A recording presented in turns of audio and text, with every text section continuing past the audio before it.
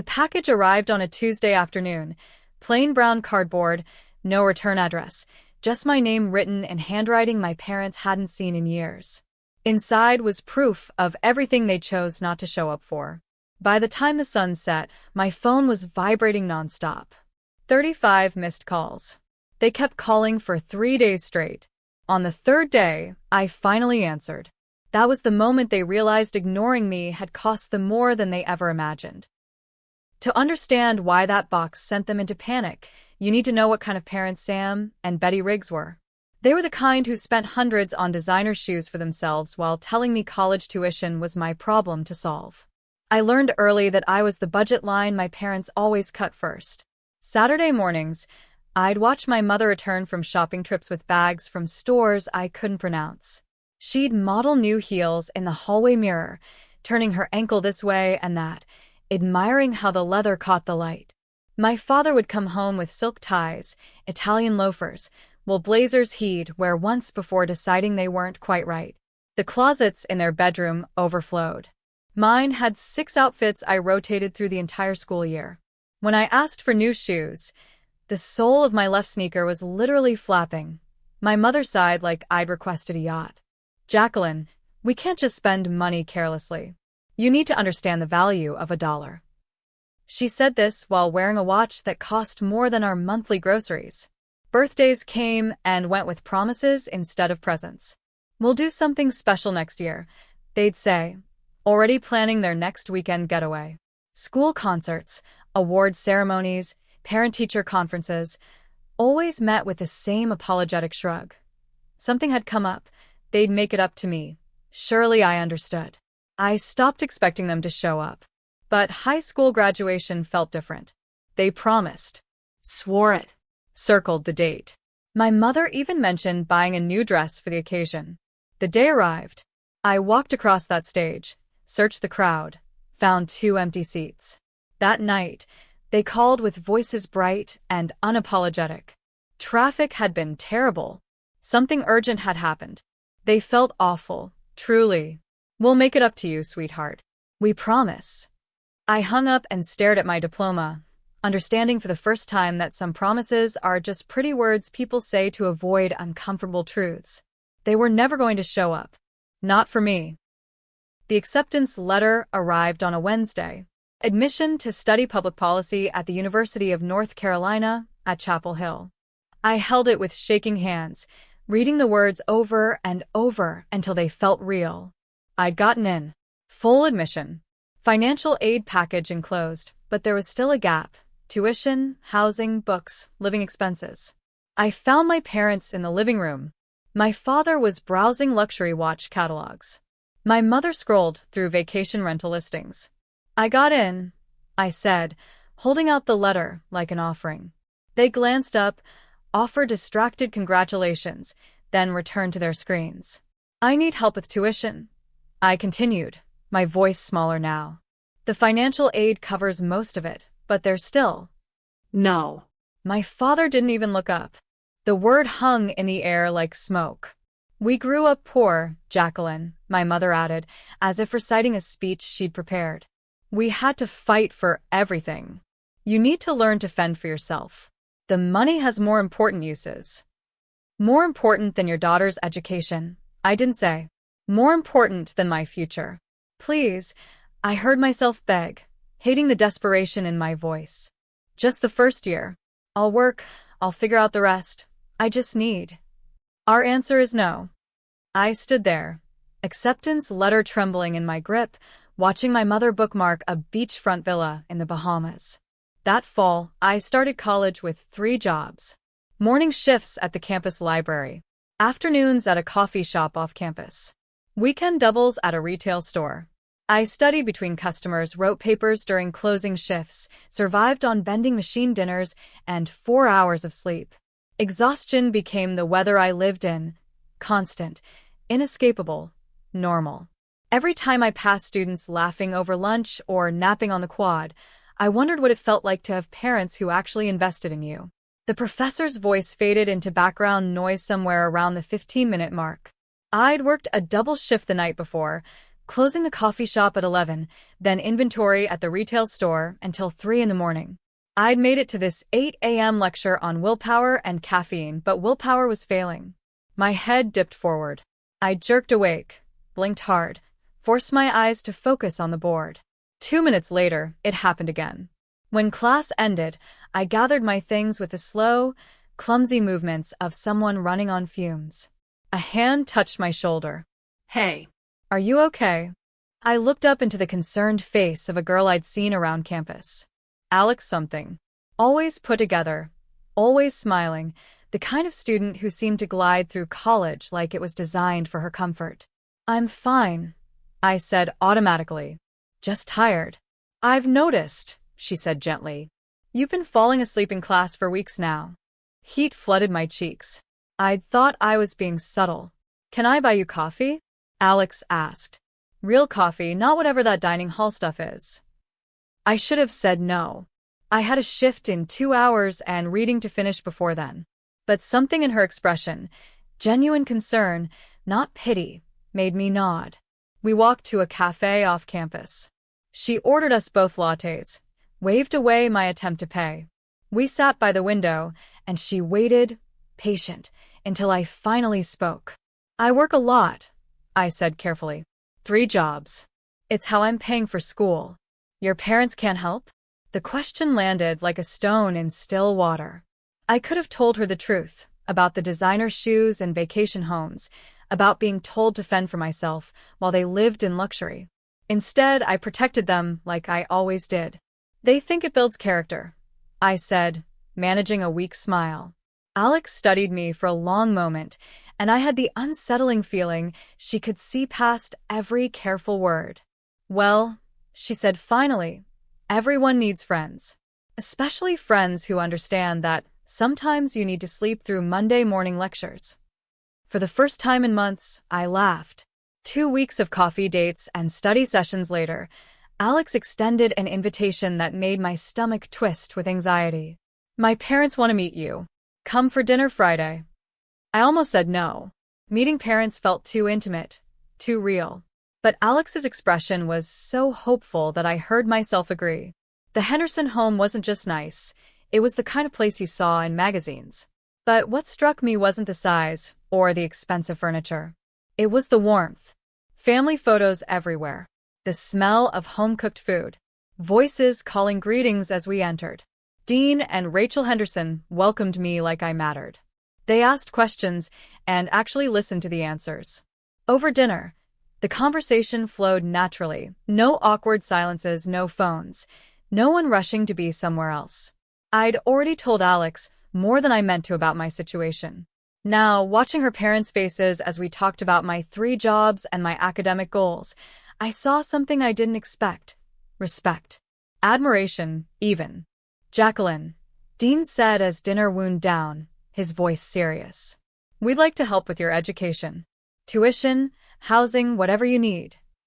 I froze, fork halfway to my mouth. We mean it, Rachel added softly. What you're doing, working that hard, staying focused, it's remarkable. Let us help. I wanted to say yes, but years of disappointment had taught me caution. Why? I whispered. Rachel reached across the table and squeezed my hand. Because every student deserves a fighting chance. And because we can. The Hendersons kept their word. Tuition paid. Housing covered. A monthly stipend for books and expenses. I quit all 3 jobs in the same week, barely able to process what my life had become. For the first time since starting college, I slept 8 hours. I ate meals sitting down. I went to class without fighting to keep my eyes open. My grades, already decent despite everything, began to climb. I called my parents 5 times that first month, bursting with news I wanted to share. The Hendersons' generosity. My improving grades. How different everything felt now. Each call went to voicemail. I stopped leaving messages after the 3rd attempt. Months passed. I stopped expecting them to care. Then, on a Saturday afternoon in spring, my phone rang with their number. Jacqueline. My mother's voice was casual, like we'd spoken yesterday instead of half a year ago. Your Aunt Lisa tried to reach you about some money for school. She couldn't get through. so she sent it to us instead. $2,000. My heart lifted despite myself. Aunt Lisa, at least, remembered me. However, my father cut in, his tone shifting to something practiced, almost rehearsed. We have a pressing financial need right now. It would be best if you let us hold on to the money for a while. We promise we'll give it back someday. The words hit me like cold water. I'd worked myself to exhaustion because they refused to help. I'd survived on 4 hours of sleep and vending machine dinners while they vacationed and shopped. And now, when someone else tried to help me, they wanted to take that too. Jacqueline? Are you there? Keep it, I said quietly. What? Keep the money. I don't need it anymore. My mother started to respond, but I was already hanging up. I sat in my dorm room, phone in my lap, feeling something shift inside me. Not anger, not even hurt, just clarity, clean and sharp as broken glass. They would always take. They would never give. And I was done waiting for that to change. I stopped calling my parents after that Saturday. Deleted their voicemails without listening. Let their occasional texts sit unread until they stopped coming altogether. Alex noticed things I thought I'd hidden well. Thanksgiving break arrived, and while other students packed bags and made travel plans, I stayed on campus. Christmas was the same. No care packages appeared at my door. No phone calls checking how midterms went or whether I was eating enough. One evening in January, Alex asked the question I'd been avoiding. When did your parents last check on you? I opened my mouth to answer and realized I couldn't remember. Not the month. Not even the season. Before the $2,000 call, certainly.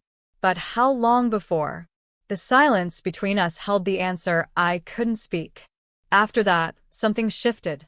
Rachel started texting me every Sunday evening, just simple check-ins, asking about my week, my classes, whether I needed anything. Dean began meeting me for coffee once a month to discuss my academic path, helping me plan course schedules and think about future opportunities. Then came the dinner invitations. Easter. Alex's birthday. Random Thursdays when Rachel made too much food. At first, I felt like an intruder, someone occupying space meant for actual family. I sat carefully at their table, spoke when spoken to, thanked them profusely for every small kindness. But slowly, imperceptibly, the formality dissolved. I started showing up in sweatpants instead of carefully chosen outfits. Reached for seconds, without asking. Laughed at Dean's terrible jokes. Fell asleep during movie nights on their couch. One Saturday, I helped Rachel in the kitchen, chopping vegetables while she told me about her own college years. When we finished cooking, she wiped her hands on a towel and pulled me into a hug. "We're so proud of you, Jacqueline," she said into my hair. Truly proud. Something broke open in my chest. I stood in Rachel Henderson's kitchen, wrapped in arms that weren't my mother's, and cried. Not sad tears. Not exactly happy ones either. Relief, maybe. Or recognition. This was what it felt like when someone showed up. When care wasn't conditional or scarce. When you didn't have to earn love through perfect achievement or silent endurance. This was what family was supposed to feel like.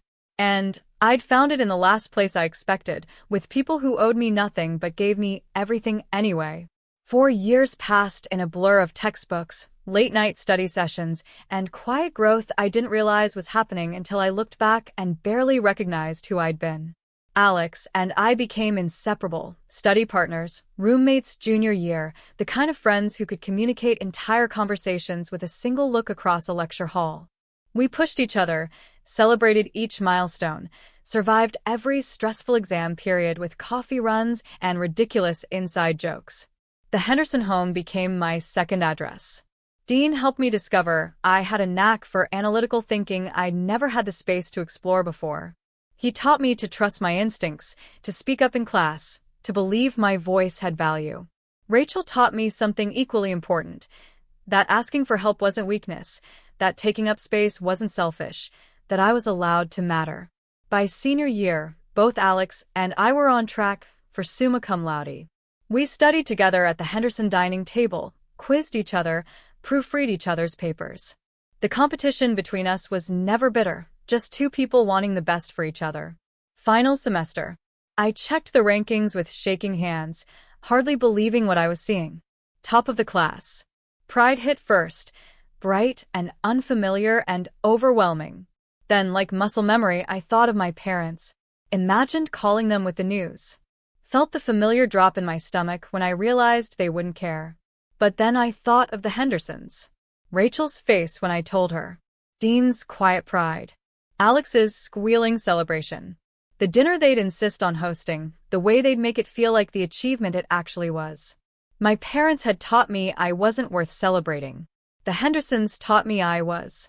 And standing there, staring at my name at the top of that list, I realized which lesson I was choosing to believe. I sent the graduation invitation more out of obligation than hope. Formal cardstock with embossed lettering, ceremony details, a handwritten note at the bottom. I'd love for you to be there. No response came. Not a text, not a call, not even a cursory "we'll try." Graduation day dawned bright and clear. I stood in line in my cap and gown, the summa cum laude cords heavy around my neck, scanning the filling auditorium. The Hendersons arrived early, claiming seats in the fourth row. Rachel waved when she spotted me, her smile visible even from a distance. Alex found me in the staging area, both of us giddy with nerves and accomplishment. We walked together when our names were called, cords gleaming gold in the sunlight streaming through the windows. Then came the special recognition. Top of the graduating class. Jacqueline Riggs. The Hendersons shot to their feet, Dean's hands cupped around his mouth as he cheered, Rachel clutching his arm with tears streaming down her face. Other families joined the applause, the auditorium filling with the sound of celebration. I saw the empty seats in the periphery, 2 spots in the section I'd reserved for family. For a moment, the old ache threatened to surface. Then I looked at the Hendersons, at Alex beaming beside me, and made a choice. I focused on who showed up, not who didn't. That night, they hosted dinner at their mansion, the kind of sprawling celebration I'd only seen in movies. Friends, extended family, even some of my professors. Halfway through the evening, Dean clinked his glass. "We have an announcement," he said, gesturing for me to stand. "Jacqueline, your dedication and achievement deserve recognition. The Henderson Family Fund is awarding you a $5 million grant." The room erupted. I stood frozen, certain I'd misheard. $5 million. I whispered. Rachel took my hands. "You earned every penny. For graduate school, for starting your career, for whatever future you choose. You've worked harder than anyone should have to. Let us celebrate that." I couldn't speak. Could only stand there, surrounded by people who saw me, truly saw me, and decided I was worth investing in. For the first time in my life, I felt genuinely valued. 3 days after graduation, I sat at my desk with a brown cardboard box and a plan that had been forming in my mind since the ceremony. I wasn't angry. Anger would have been loud, messy, reactive. This was something else, a quiet need for them to understand what their absence had cost them. Not to hurt them, but to show them the truth they'd been avoiding for 4 years. I started with a graduation program, opening it to the page where my name appeared in bold print. Jacqueline Riggs, summa cum laude, top of class. I smoothed the crease carefully, imagining my mother's face when she read those words. Next, the photograph. The professional one taken after the ceremony, me in full regalia, standing between Dean and Rachel Henderson, Alex beside us. All 4 of us smiling like families do when they're genuinely proud of each other. The photographer had caught something authentic, belonging. Then the grant letter. Official Henderson Family Fund letterhead, my name at the top, the amount, $5 million, typed in crisp, undeniable font. Dean and Rachel Henderson listed explicitly as benefactors. Finally, my note. I kept it simple, each word chosen with precision. "You once told me to learn how to fend for myself. I did. I wanted you to know I'm okay. Jacqueline." No accusations. No bitterness. Just the facts of what I'd accomplished and who had been there to witness it. I packed everything carefully, sealed the box, addressed it in handwriting I knew they'd recognize. No return address. Just my name in the upper corner, a signature they hadn't seen in years.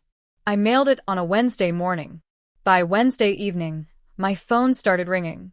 I watched my parents' number flash across the screen once, twice.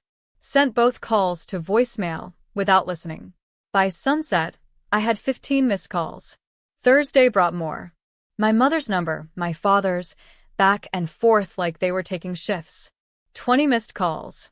25. The voicemails piled up, but I didn't listen to a single one. Friday morning, 35 missed calls total. Friday afternoon, I finally answered. Jacqueline. Oh my God, Jacqueline. We've been trying to reach you. My mother's voice was frantic, breathless. My father talking over her in the background, both of them scrambling over each other's words. We've been trying to call you for years. You never answered. That's not true, I said quietly. We made some mistakes, but we were trying to teach you to be strong. You weren't teaching me anything, I interrupted, my voice steady. You were just absent. That's not fair. We always loved you. We just had different ways of showing. You didn't show up, I said simply. Not for high school graduation. Not for college. Not once in 4 years. The Hendersons showed up. They invested in me. They celebrated me. They became my family, because you chose not to be. Silence on the other end. Then my father's voice, smaller now. We want to make this right. There's nothing to make right, I said. I'm not calling to punish you. I just wanted you to know I'm okay. Better than okay, actually. I learned to fend for myself, just like you said. And I learned something else too. I learned what real family looks like. Jacqueline, please. I've moved on, I said softly. I hope someday you understand why. I hung up before they could respond. My phone rang again immediately. I powered it off, set it face down on my desk, and sat in the sudden quiet. It was done. Not with anger or vindication, but with something cleaner. Closure. They taught me I wasn't worth their time. The Hendersons taught me I was worth someone's. And I'd finally learned which lesson to believe. Sunday dinner at the Henderson home had become ritual. Alex passed the salad bowl and asked the question casually, like she already knew the answer. How do you feel? After everything? I considered the word carefully before speaking it aloud. Free. Rachel squeezed my hand across the table. Dean nodded like I'd said something profound instead of something simple. My parents didn't stop at those 3 days of calls. Emails arrived next, long paragraphs explaining how they'd tried to reach me for years, how they'd always wanted the best for me. Text messages came in bursts, apologies, justifications, promises to do better. They even showed up at my old dorm address, though I'd moved out weeks before graduation. I didn't respond to any of it. The Hendersons never questioned my silence. When my mother's number flashed across my phone during dinner one evening, Rachel simply reached over and declined the call without a word.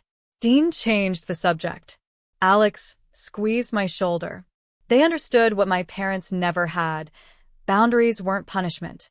They were self-preservation. 3 months later, a letter arrived.